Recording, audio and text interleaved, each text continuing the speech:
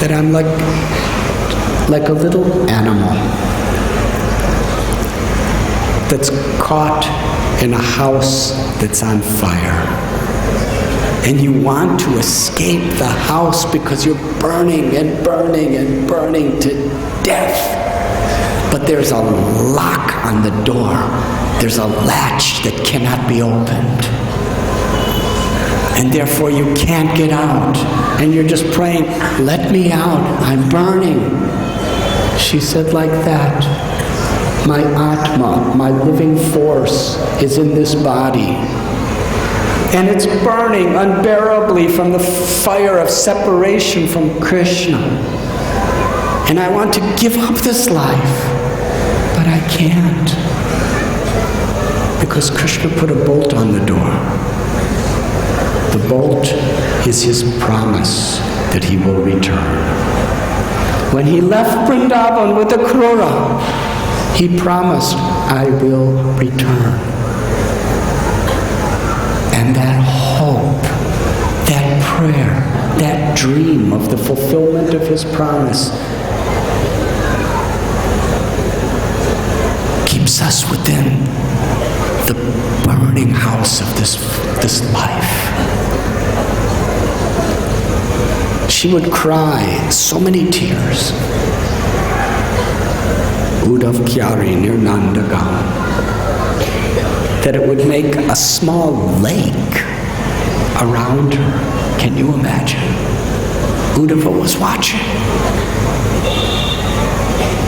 And then she would fall unconscious in such a fever of love that as soon as she fell in that lake, it immediately evaporated due to the heat of her body. And the other gopis would be fanning her and singing Krishna's names to her. And when Uddhava saw this, he prayed, I don't know anything about loving Krishna. I thought I did. Krishna sent me here because he wanted to show me what real love is. This is ecstasy. Totally selfless love.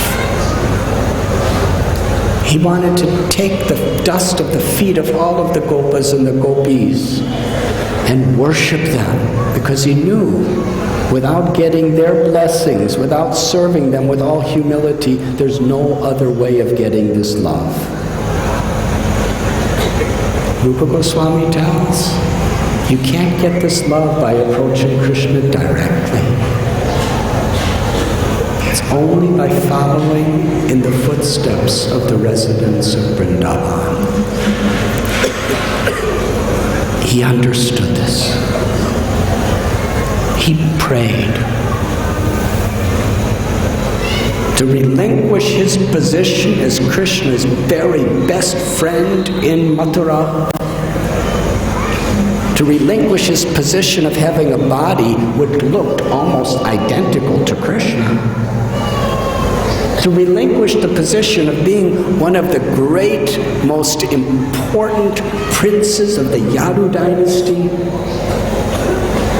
He wanted to become a little shrub, a little grass blade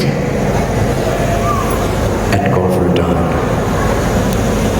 Because here at Govardhan, this is where the loving pastimes of the Gopas and Gopal and the Gopis and Gopinath are forever enacted. And if I become, I can't embarrass them by taking dust from their feet, because he's a prince and they're simple gopis. He didn't want to make them ashamed. Rather than that, let me take birth as a little gulmalata, a little creeper. And then gopis, cows, calves, bulls, Gopas, maybe someday even Sri Radharani or Krishna, they will step on my head and I will receive the dust of their feet. Then this love of Vrindavan I could achieve. It's not that we just come to Vrindavan and get some mantra and think we're gopis and gopas and all that stuff. This is the level that Uddhava understood the value of this. When we actually have that humility and that spirit in our seva, when we have that humility and that spirit as we chant the holy names,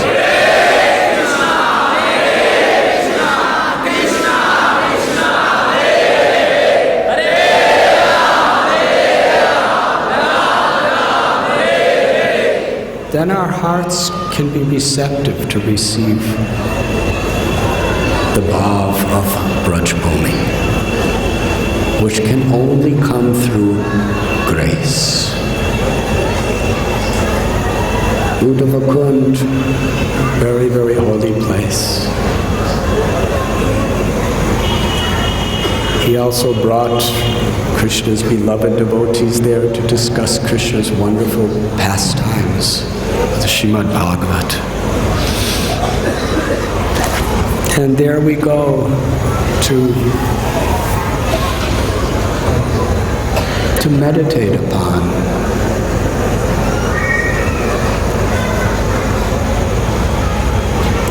what Uddhava represents in the great literatures of our acharyas. Soon we come into the area of Sri Radha Kund.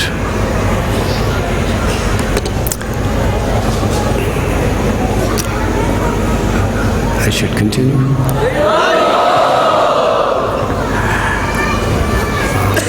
I'll be brief. There is Malyahara Kund. That is the wonderful little lake, Kund, where the story of the Mukta Charita by Sri Radhanath Goswami took place.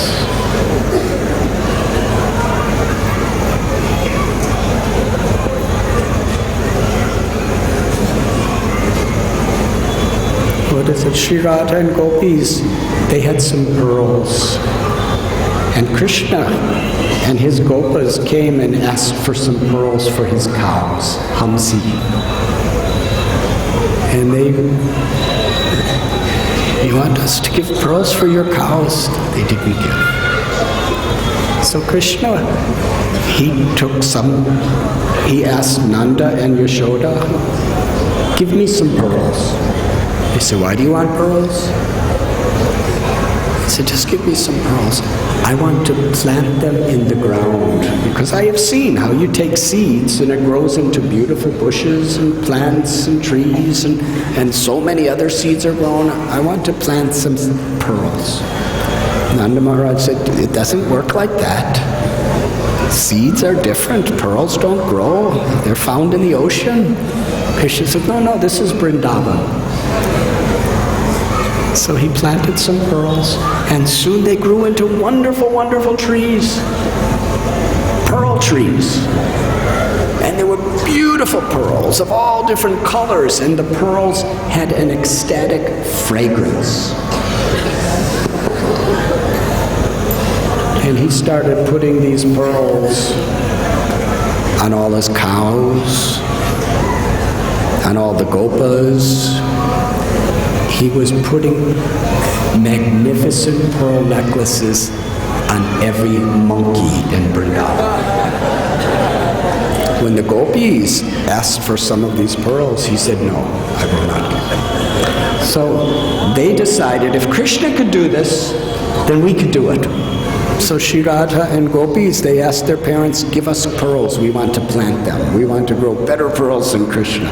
They said, pearls don't grow. She said, no, we have seen they grow.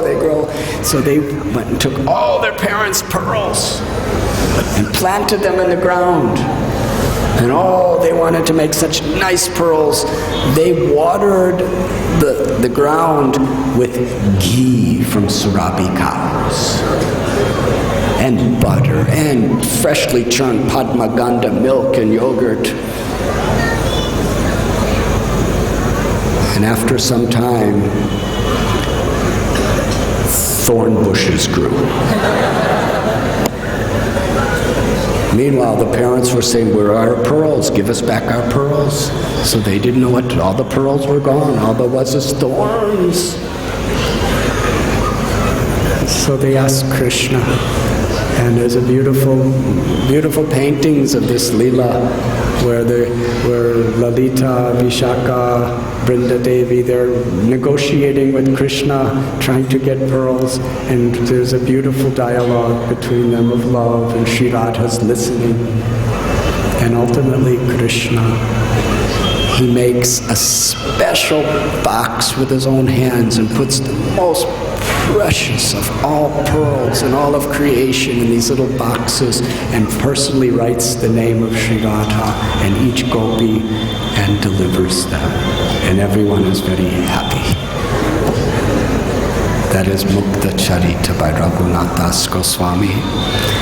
And that took place at Malyahara Kund. Shivakor. There's the famous story. There's a temple of Shiva there, who was a protector of Sri Radha Kund.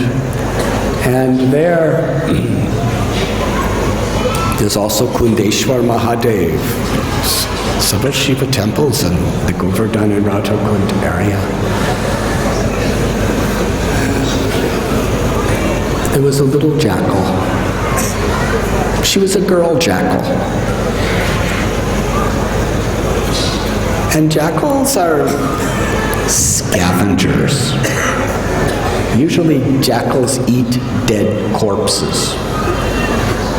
So even among animals, they're considered outcasts. If there's any caste system among animals, the jackals are the lowest. And their voices are really not sweet at all. You know, the roar of a lion has a majestic, awesome experience. Yes? Everyone?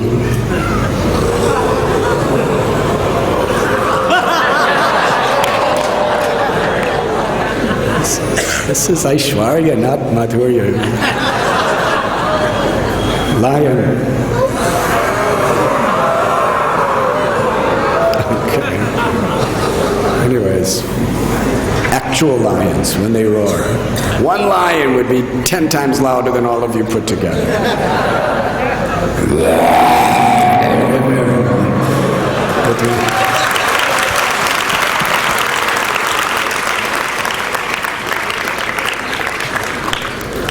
I have the microphone.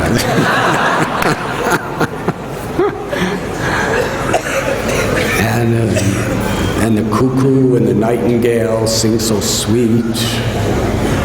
But the jackal?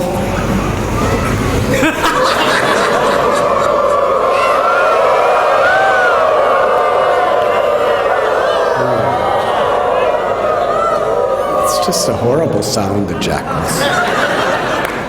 Nothing musical, it's just like kind of disgusting sound. Unless you're a jackal. And you know, they're scrawny and so these children, you know, they saw a little jackal. And they just wanted to have fun. They were boys. I don't think girls do this kind of cruel fun. At least I haven't seen it. When I was a little boy in America, girls are like learning cooking and singing songs and dancing and making dolls happy and everything, and boys are beating up each other and torturing each other and making each other cry. You know,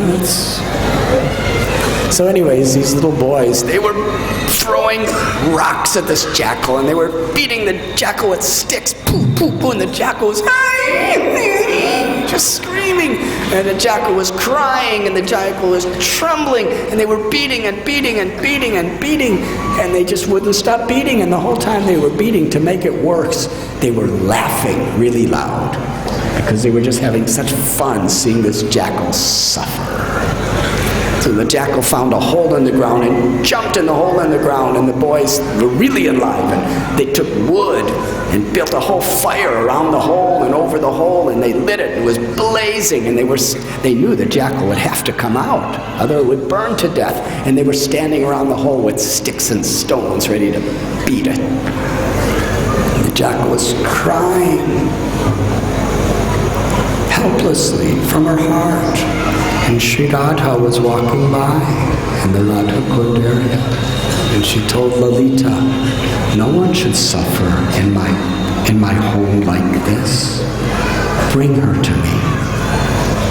And Lalita Saki was like the guru. She brings us to Sri Radha. Lalita Saki chased the boys away, who were like the three modes of material nature. Put out the fire, the samsara, davana, lalita loka. And the jackal, so timid, so terrified, just kind of peeked her head out of the hole. Was crying and trembling. And Lalita Saki picked her up and brought her to Sri Radha. And Radha put her hand on the head of the jackal and blessed her. And the jackal put her head on Sri Radha's lotus feet. And Sri Radha's blessing, the jackal became one of her intimate associates as her personal loving pet for the rest of eternity. That is Sri Radha's grace. That is how Sri Radha, when she sees that we are sincere, she sends her devotees to come and help us to come to her. And like that jackal, from our hearts, with all humility, understanding the predicament we're in this material world, we have to learn to cry out the holy name.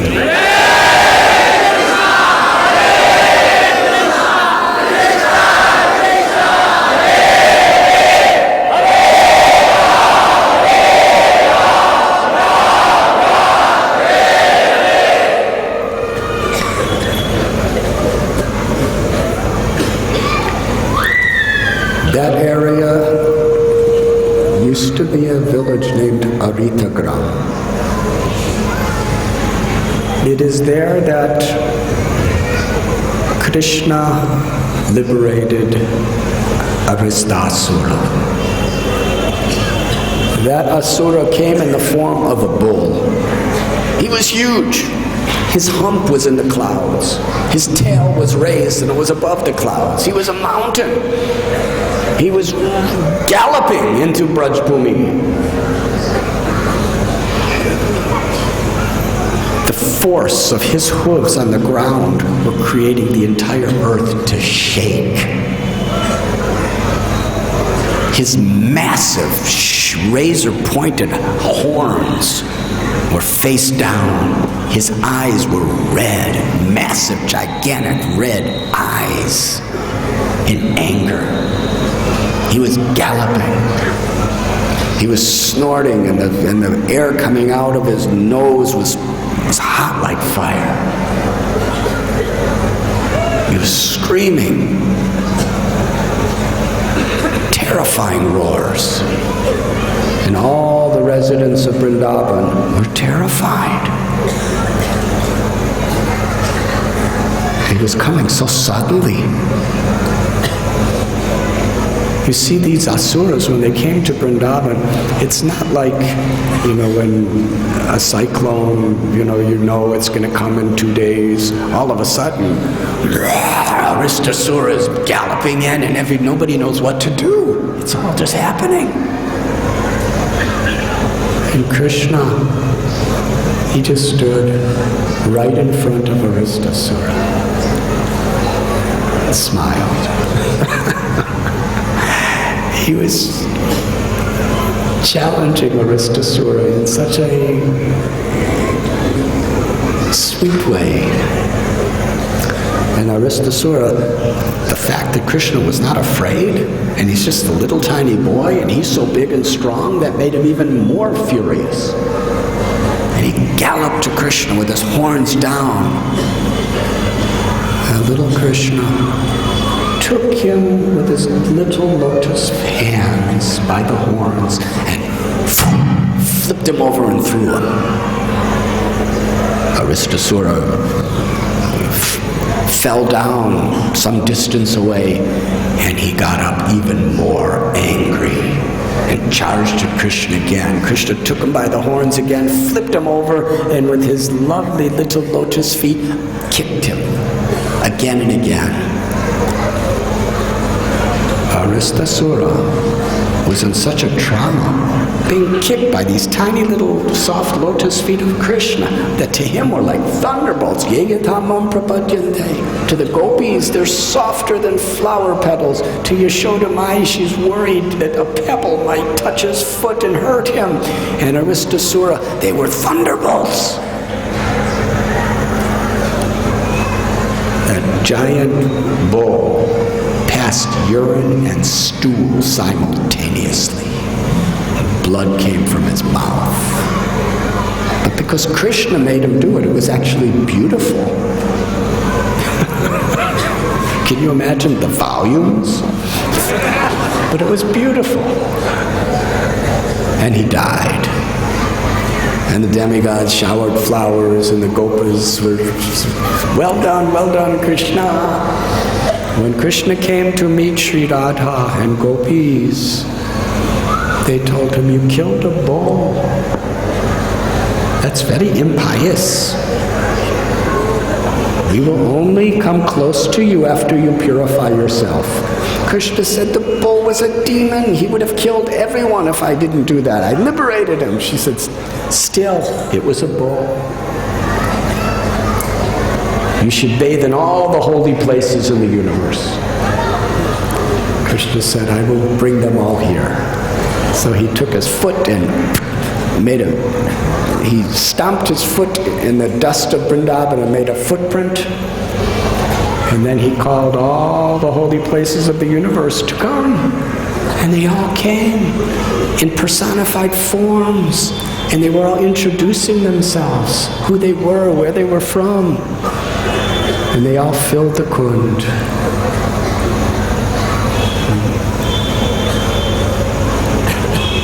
Krishna said to Sri Radha, "Why don't you come and bathe in my kund?"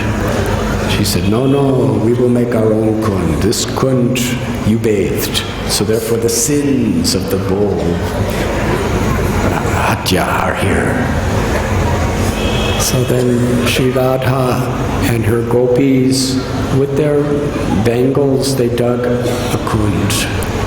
And then they were getting water from Manasi Ganga and passing it to one another with buckets. And Sri Krishna, through his glance, he told the kunds, all of the holy places in the world, to come and beg for Sri Radha's mercy. So the personification of all holy places came with folded hands, weeping tears before Sri Radharani. That our greatest fortune, our ultimate aspiration is if you bestow your mercy upon us and allow us to come and fill your bathing place. Please allow us to serve you in this way. and for the pleasure of Krishna, and out of mercy upon them, she smiled. And the water of Shamakund overflowed and filled Sri Radhakund. And Krishna told that Sri Radharani, as you are most dear to me, your Kund, Radhakund, is most dear to me. And as your love is the ultimate pleasure of my life, anyone who comes to Sri Radhakund with faith and devotion will receive your love and be so dear to me. Radhakund is Sri Radha's prem or her love in the good form.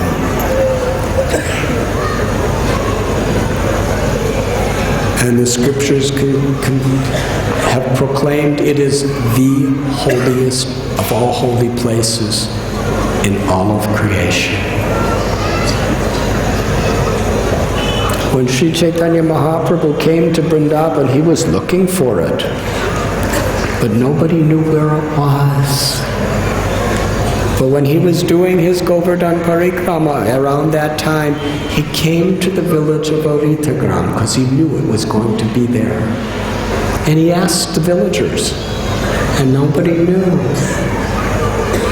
Sri Chaitanya Mahaprabhu was sitting under a tamal tree.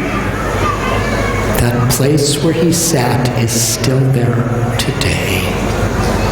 Sitting under that tamal tree, he was meditating. And being Shri Radha Govinda, Sri Chaitanya Mahaprabhu looked out and saw two small puddles in a paddy field and knew for certain, this is my beloved Shamakund and Radhakund.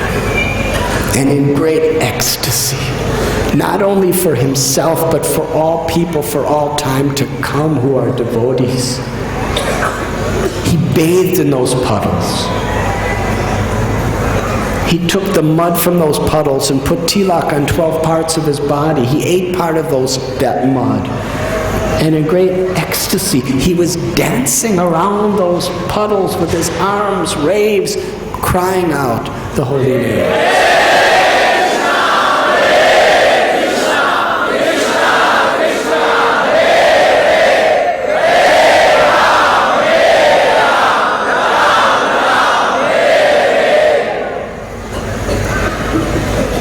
The villagers were amazed. They all heard about Radhakund, but they didn't know. This was Radhakund and Shamakund. Sri Chaitanya Mahaprabhu later sent the 6 Goswamis to Vrindavan. He gave them primarily the instructions to extract the very essence of all the Vedas and expand it into transcendental literature, which authoritatively and with deep ras establish the unconditional, unmotivated, loving, devotional service of the residents of Vrindavan as the ultimate realization of spiritual perfection.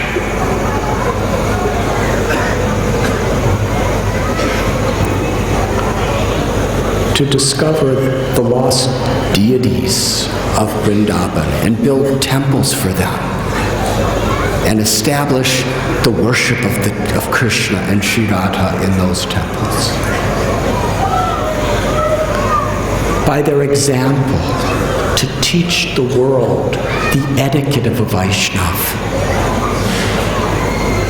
the example of those in the renounced order of life, the example of a Vaishnav totally absorbed in sadhana, bhajan, and Vaishnav compassion.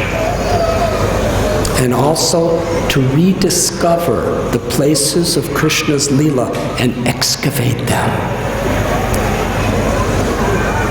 To establish Vrindavan in such a way that the eternal Dham is revealed to the people of the world.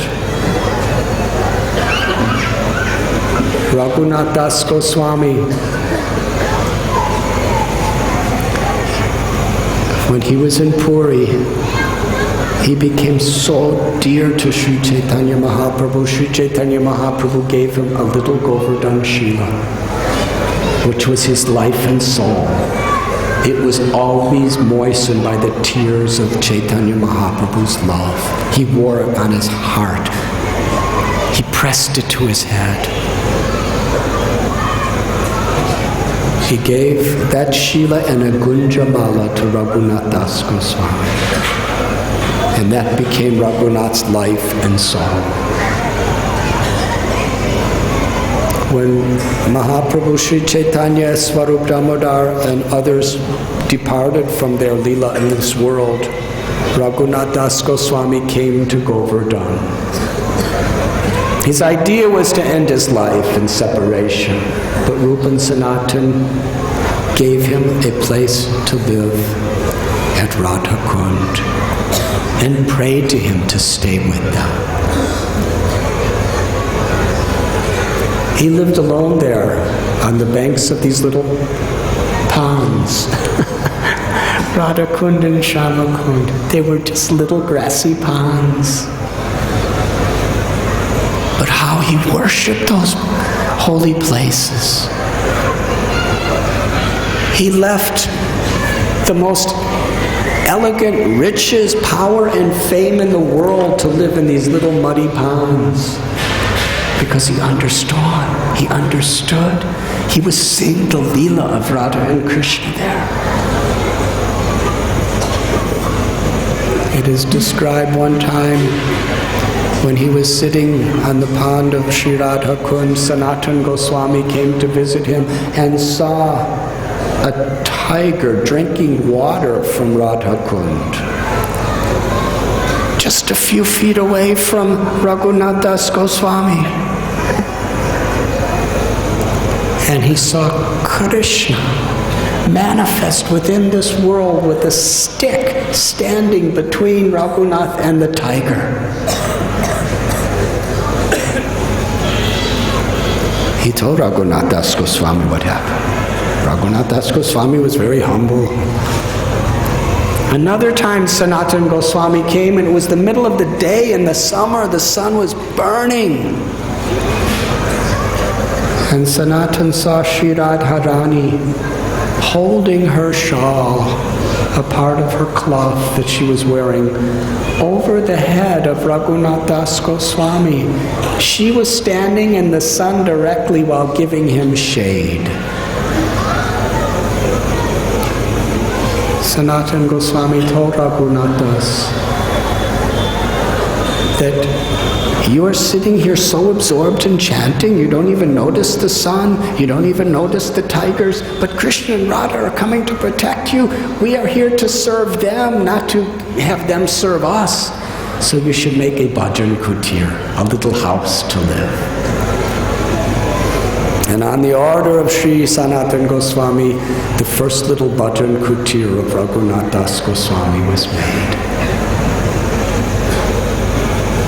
One day Radhanath Das Goswami was thinking that Chaitanya Mahaprabhu, he wanted us to excavate these holy places. Radha Kund or just Shama Kund, they're just little muddy ponds.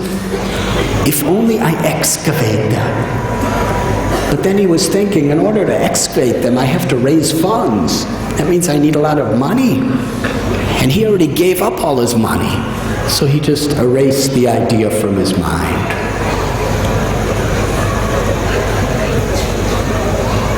But Srimati Radharani heard his prayer. And one very wealthy man went to Badrinath with a lot of money to offer that money to build a beautiful temple at Badrigashram. And when he went before the Murti of Badri Vishal, he had a dream. And he was told, no, don't put your money here. Go to Braj Bhumi. Go to Sri Radha Kund and give all your money to Radhanath Das Goswami for excavating that locality. So that man came and gave all his money to Radhanath Das Goswami. And Radhanath Das Goswami is the one who actually excavated Radha Kund and Shama Kund. The design was 2 squares. But one day, when they were actually doing the excavation for Shama Kund, the next morning they were going to cut down some trees. But that night, Yudhishthira Maharaj appeared to Radhanath Das Goswami and told him that myself and the Pandavas are standing as trees on the banks of Shama Kund. Do not cut us down. So that morning, Radhanath Das came and told the excavators, don't chop down any of these trees. So they had to make the Kund in such a shape by Krishna and Radharani's arrangement to honor the trees. Radhanath Das Goswami lived his life at Radha Kund and Shama Kund. So many beautiful stories.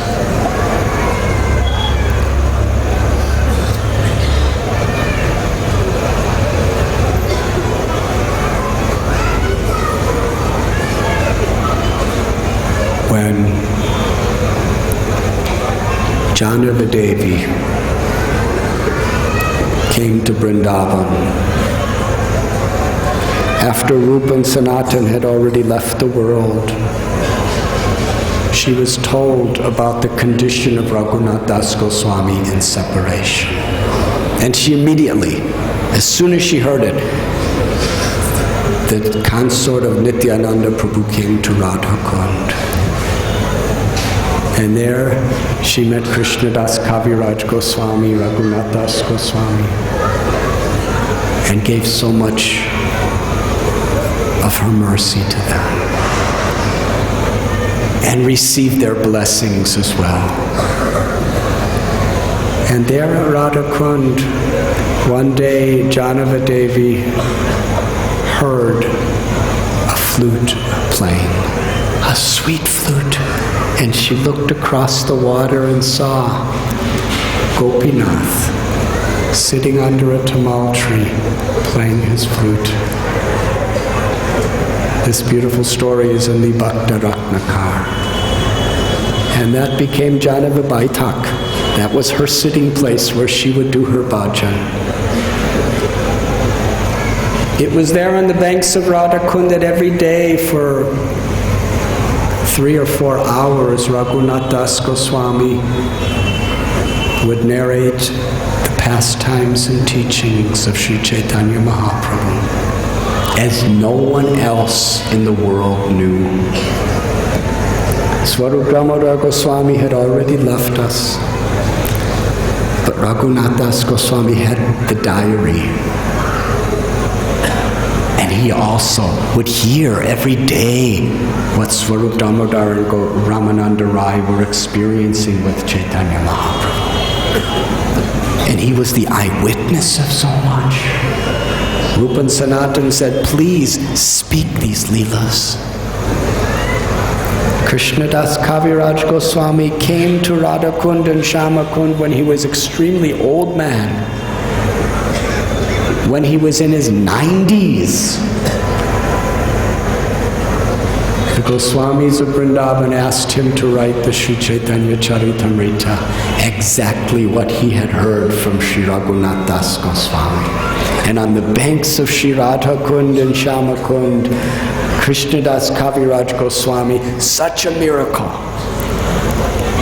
In his late 90s in age,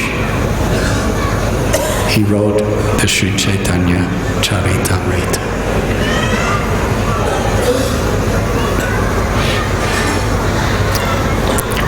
On the banks of Radha Kund, Shama Kund, over the ages, there's the Baitak of Madhavendra Puri. Bhajan Kutir of Vishwanath Chakravarti Thakur, where he wrote many of his wonderful Vaishnav literatures describing the deepest rasas and deepest philosophies of bhakti. Narottam Das Thakur, Shamananda, Srinivasacharya spent time at Sri Radha Kund. Baladev Vidyabhushan had his kutir at Sri Radha Kund. Jiva Goswami had a kutir of Radha Kund. Gopal Bhatta Goswami, Rupa Goswami, Sanatan Goswami. They all performed their bhajan there. And later on, Thakur Bhakti Vinod and Bhakti Siddhanta Saraswati Thakur had bhajan kutirs at Sri Radha Kund. And it was on the banks of Radha Kund that Srila Prabhupada received an instruction from his guru. Because at that time, in Srila Bhakti Siddhanta Saraswati's mat, they began very small in a little temple in Tudanka Junction Road, just a rented little house. And later on, a very deeply, purely devoted disciple he spent his entire fortune to build the Bagh Bazar Gaudiya Math. And the movement was spreading and expanding incredibly all over India. But there became conflict between devotees, leading devotees.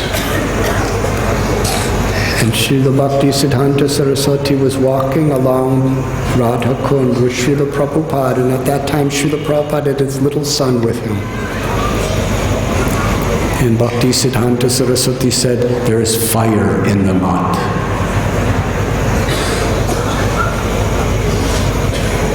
It would be better use if we took the value of the marble to print and publish books. He told Srila Prabhupada, you should, if you ever get money, print and publish books.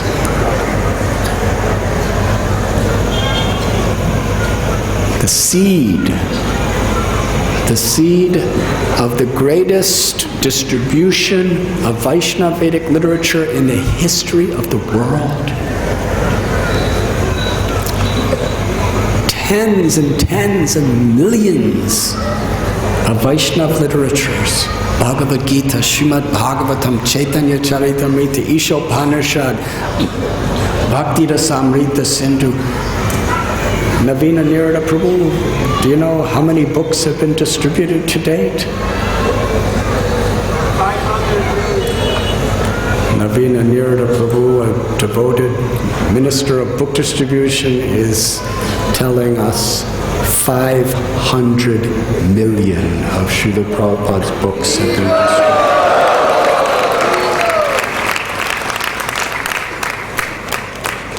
The seed of that incredible miracle was Srila Bhakti Siddhanta Saraswati's instructions to Prabhupada on the banks of Sri Radha Kund. That little seed became such a tree. And as of now, 500 million fruits on that tree have been tasted by people of this world. And how many more will be for the future?